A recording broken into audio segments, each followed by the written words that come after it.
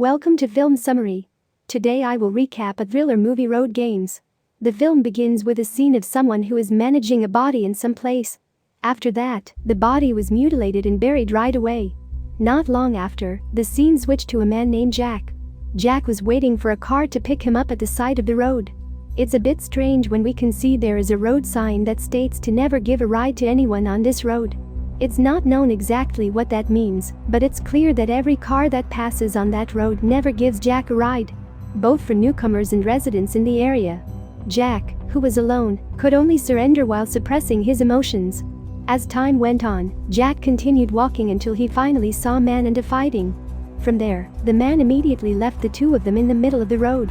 Upon further questioning, it turns out that this woman's name is Veronica, and she is a native French speaker. However, she is capable and fluent in English, while Jack is from UK, and unfortunately, he does not understand French at all. For your information, Jack was in France at that time, but unfortunately, when he was about to go home, he was robbed by thugs in the middle of the road. As a result of that incident, all of his money, a cell phone, and also a car he was driving were even robbed by the thugs. But fortunately, he still have his passport with him. On the other hand, Veronica lives alone and plans to migrate to another country because she has no one else in the area.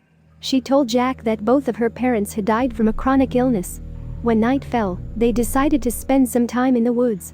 While heating up her body, Veronica told Jack that she had recently been practicing to make autographs. To make a long story short, in the morning, Jack woke up and he noticed that Veronica was no longer next to him. As it turned out, the woman was bathing in a lake. Jack, who saw that, immediately plunged into the lake as well. After bathing together in the lake, they continued their journey by walking along the roads in the area. Unexpectedly, just as they've given up on the situation, they come across a car that offers to take them for a ride. However, Veronica did not look happy at all, and she began to feel afraid of that man who intended to help them instead. By the way, this man is Grizzard. He is a native of the area, and he does not speak English very well. Therefore, he decided to take Jack and Veronica to stay at his house first and meet his wife who previously lived in England. Well, Jack can't refuse the invitation, and they immediately go to the man's house. Following that, Jack and Veronica, who had arrived, were immediately greeted by Grizzard's wife, Mary. From there, Jack was sent into his bedroom by Mary, while Veronica was sent by Grizzard to her bedroom. After Mary left Jack alone in the room, Jack, who was already tired, immediately lay down on the bed and promptly fell asleep. By the time Jack awoke, it was already nightfall, then was curious about a box that had Grizzard written on it. When the box was opened, there were several photographs from Grizzard and Mary's youth. It doesn't stop there, there's also a photo of a boy and a girl. Based on what he had seen, Jack was very sure that Grizzard and Mary were not alone in this house. Despite this, neither Jack nor Veronica have seen a girl or boy in the house. After a dinner, Jack purposefully approached Veronica, who was smoking on the terrace of the house. Well, to get closer, Veronica also told him that she used to have a brother. But sadly, her brother was run over by a tractor when the two of them were playing hide and seek in a field. Then, Jack returned into the house to accompany Grizzard to watch TV that night. At that point, Jack said that he had to leave Grizzard's house as soon as possible because he had to go back to England to meet his family. Plus, Veronica also plans to migrate to other countries to continue her life there. Not long after that, Jack asked about Grizzard's children. But Grizzard strangely responded that he had no children at all. Then, Jack begins to wonder whose child is in the photograph that he had seen in his room earlier. Of course, Jack was surprised by Grizzard's statement, but he didn't want to bother and immediately went to sleep. When Jack awoke the following day, he took a shower before leaving Grizzard's house. However, the situation in house that morning was strangely quiet.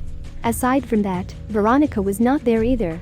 Just when Jack started to overthink, Grizzard suddenly appeared, while holding a hammer.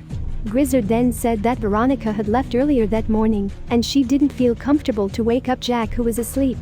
From what Grizzard said, Jack became more suspicious of Grizzard's actions instead, even though Grizzard admitted that he had just finished repairing the cupboard door. In the end, Jack began to believe Grizzard's words after seeing a letter written by Veronica before she left the house.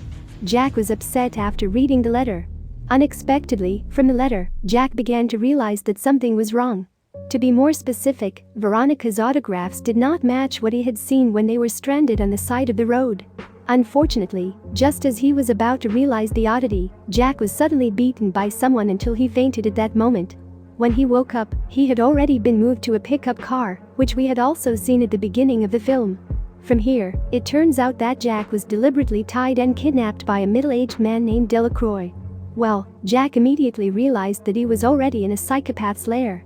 Furthermore, Delacroix also didn't provide more information and even fed him a plate of food. And it turned out that all the threats Delacroix gave to Jack were nothing more than bluffs. He simply did it so that Jack from fighting him at the moment. After that, the rope that was in Jack's hand was then untied, and Delacroix then took a photo of him with a camera. I'm not sure what is the point of taking his photo. Delacroix then carried him back into the pickup truck while put a duct tape in his mouth. It didn't stop there. Delacroix also intended to anesthetize him with a syringe he had prepared.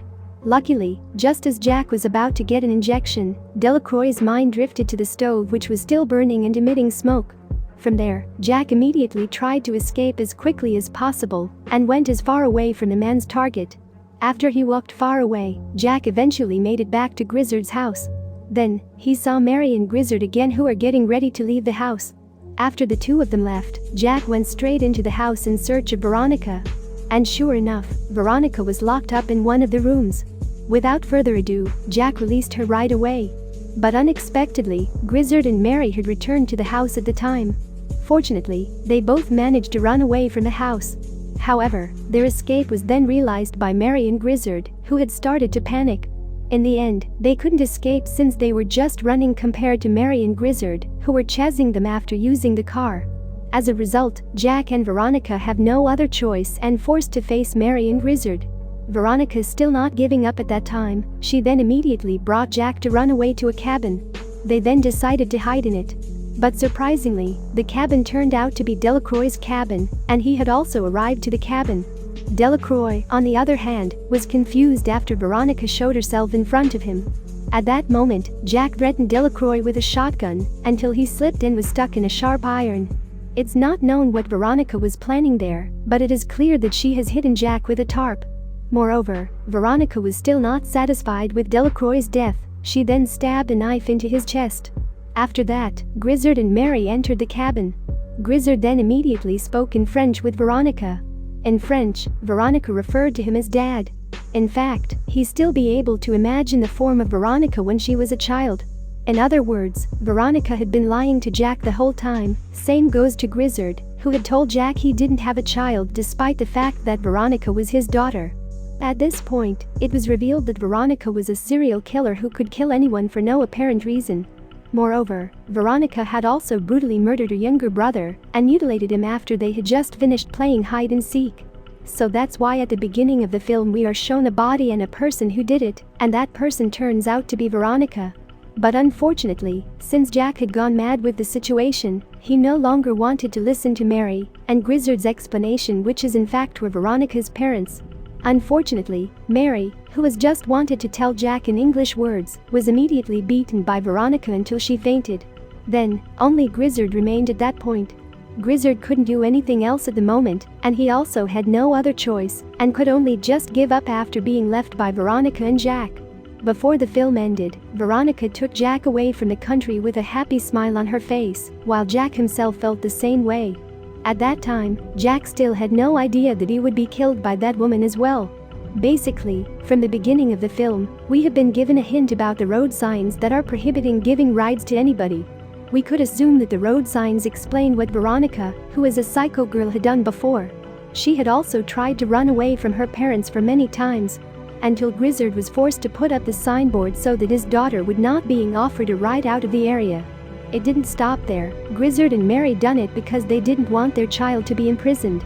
On the other hand, they also don't want any more deaths which keep increasing every month. Therefore, Grizzard is willing to pay Delacroix, who works as a butcher, to drug Jack and take him to a port. Honestly, I wonder why Grizzard, Mary or Delacroix didn't tell Jack right away that Veronica was a murderer. Well, when I reflect back to the earlier scene, I believe they already knew that Jack would have more trust in Veronica, who had played victim from the beginning, and told her stories to Jack. The movie ends here. Thanks for watching.